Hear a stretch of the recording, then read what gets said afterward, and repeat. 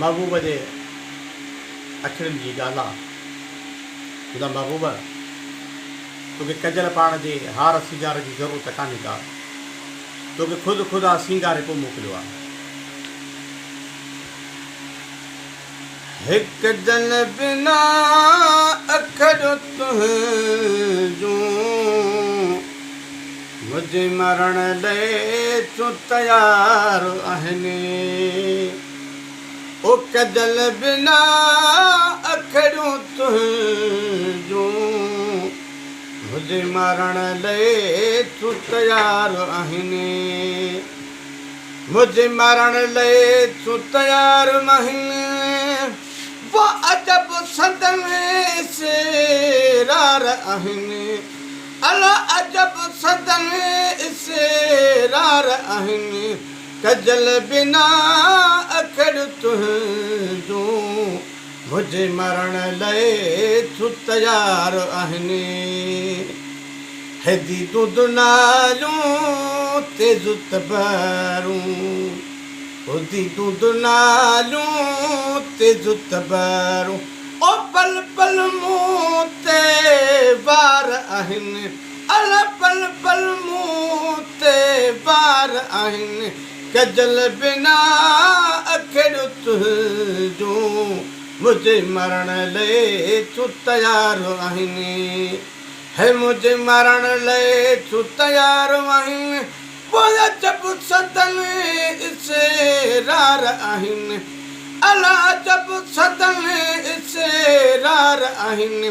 Causal बिना अखड़ तुंहिंजो मुंहिंजे मरण लाइ तूं तयार आहिनि।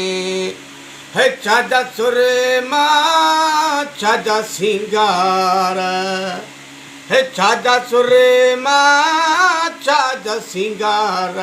अला हुस्न जा हुबकार आहिनि। अला हुस्न जा तबकार आहिनि। कजल बिना अखड़ तुंहिंजो मुंहिंजे मरण लाइ तूं तयार आहिनि। है मुंहिंजे मरण लाइ तूं तयार आहिनि। पोइ अजब सदन सेरार आहिनि। अला अजब सदन सेरार आहिनि। कजल बिना अखड़ तुंहिंजो मुंहिंजे मरण लाइ तूं तयार आहिनि। है घूरे तो निहारी मिठा तुम्हारी, घूरे तो निहारी मिठा तुम्हारी। पोइ अखड़ियूं ॿई तलवार आहिनि। अला अखड़ियूं ॿई तलवार आहिनि। कजल बिना अखड़ तुंहिंजो जर मुंहिंजे मरण लाइ तूं तयार आहिनि। है नीण नशीला बिजलियूं गोला, नीण नशीला बिजलियूं गोला। ओ शरकस कई शिकार आहिनि। अला शरकस कई शिकार आहिनि। कजल बिना अखड़ तुंहिंजो जर मुंहिंजे मरण लाइ तयार आहिनि। मुंहिंजे मरण लाइ तयार आहिनि। पोइ अजब सदन सेरार आहिनि।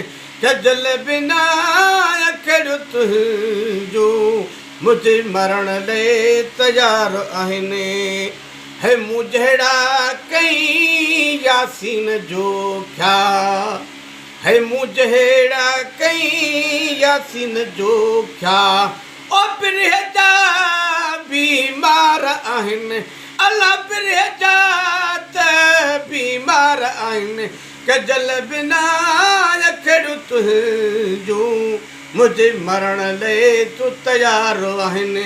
अला तोबा ओ दिल जो सौदो जैसा कयो में सुब थी वियो बेवफा।